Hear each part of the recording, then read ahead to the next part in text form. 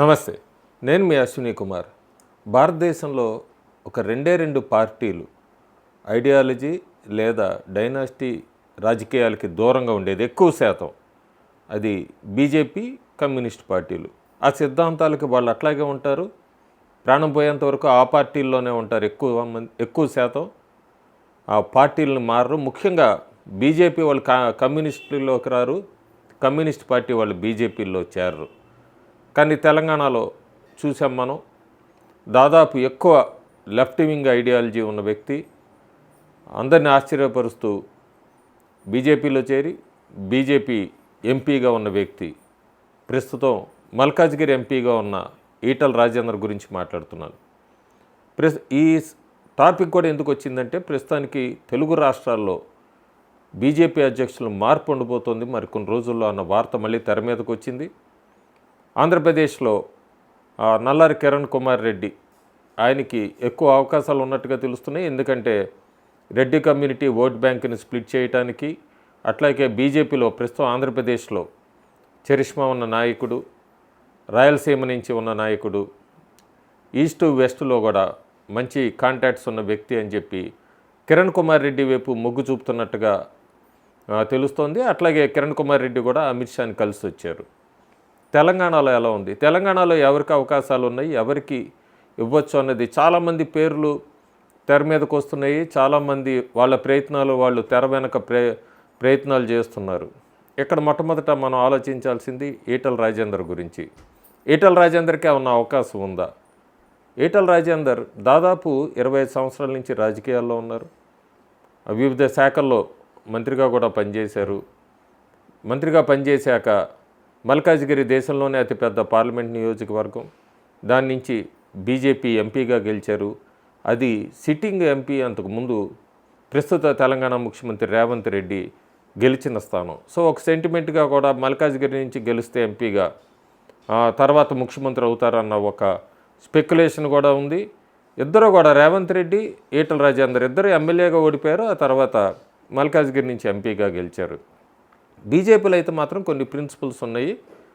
BJP అధ్యక్షుడు ఎవరైనా అవుతే కనుక వాళ్ళకి మంత్రి పదవి ఇవ్వరు. కాంగ్రెస్లో వేరు, పీసీసీ చీఫ్గా ఉన్న వ్యక్తులు ముఖ్యమంత్రి అయ్యే అవకాశాలు కూడా ఉంటాయి, గతంలో మనం చూసాము. బీజేపీలో మాత్రం ఒకవేళ రాష్ట్రానికి అధ్యక్షుడిగా పనిచేస్తే వాళ్ళు అక్కడితోనే ఆగుతారు. ముఖ్యమంత్రి అనే రేసులో అయితే ఉండరు. తమిళనాడులో అన్నామలై కూడా ప్రస్తుతం ఉన్నా కూడా రాబోయే రోజుల్లో ఎన్నికలు సమీపిస్తున్న కొద్దీ అక్కడ కూడా మార్పు ఉండొచ్చు అన్నది అయితే బాగా వినబడుతోంది. ఎందుకంటే అన్నామలైని సీఎంగా ప్రొజెక్ట్ చేయబోతున్నారు. దానికి నరేంద్ర మోడీ ఆశీస్సులు కూడా ఫుల్గా ఉన్నట్టుగా తెలుస్తుంది. తెలంగాణలో మాత్రం ఈటల రాజేందర్కి చాలా కమిట్మెంట్స్ మీదే వచ్చినట్టున్నారు. ఆయన బీజేపీలోకి చేరినట్టుగా ఉన్నారు. బీజేపీ అందులో బీసీ వర్గానికి, అట్లాగే అంతకుముందు బండి సంజయ్ అయితే ఒక రకమైన మొమెంటం తీసుకొచ్చారు తెలంగాణ బీజేపీలో. ఆయన పనిచేసినంతకాలం కూడా బీజేపీ పుంజుకుంది. అంతకుముందు కిషన్ రెడ్డి చేశారు, ఇప్పుడు ప్రస్తుతం ఇద్దరు కేంద్ర మంత్రులుగా ఉన్నారు. ఒకసారి అవకాశం ఇచ్చారు కాబట్టి వాళ్ళకి అవకాశం ఉండకపోవచ్చు. కానీ ప్రస్తుతం తెలంగాణలో మిగతా నాయకులు ఎవరిని చూసుకుంటే కనుక ఒక మాస్ ఇమేజ్ ఉన్న వ్యక్తి, పబ్లిక్లోకి దాదాపు ఎక్కువ టైం గడిపే వ్యక్తి, ఇవన్నీ చూస్తే కనుక ఈటల రాజేందర్కి ప్లస్ అవుతుంది. అంతేకాకుండా తెలంగాణలో ఆయన సామాజిక వర్గం సంబంధించి కూడా ఓట్ బ్యాంక్ ఎక్కువ ఉంది.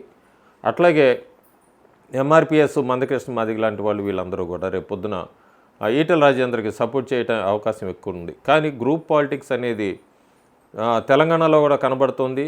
కేవలం 8 ఎంపీలు 8 ఎమ్మెల్యేలు వీళ్ళు గెలుచుకుంటేనే ఇంత గ్రూప్ రాజకీయాల తెలంగాణలో రేపు పొద్దున అధికారంలోకి వస్తే ఇంకెన్ని గ్రూప్ రాజకీయాలు ఉంటాయనే ఒక మాట కూడా తెలంగాణ బీజేపీలో వినబడుతోంది.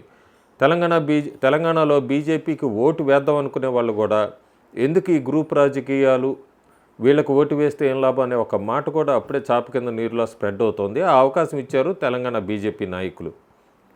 ప్రస్తుతానికి ఇంకా గెలిచిన వాళ్ళు చూసుకున్నా కూడా, గెలిచిన ఎంపీలు కానీ ఎమ్మెల్యేలు కానీ ఎక్కువగా మనకి గ్రౌండ్లో కనబడరు రాజేందర్ కనబడినంతగా. కాకపోతే రాజేందర్ కనుక ఒకవేళ ఇప్పుడు తెలంగాణ బీజేపీ అధ్యక్ష పదవి ఇస్తే ముఖ్యమంత్రి పదవికి అయితే డోర్స్ క్లోజ్ అయినట్టే.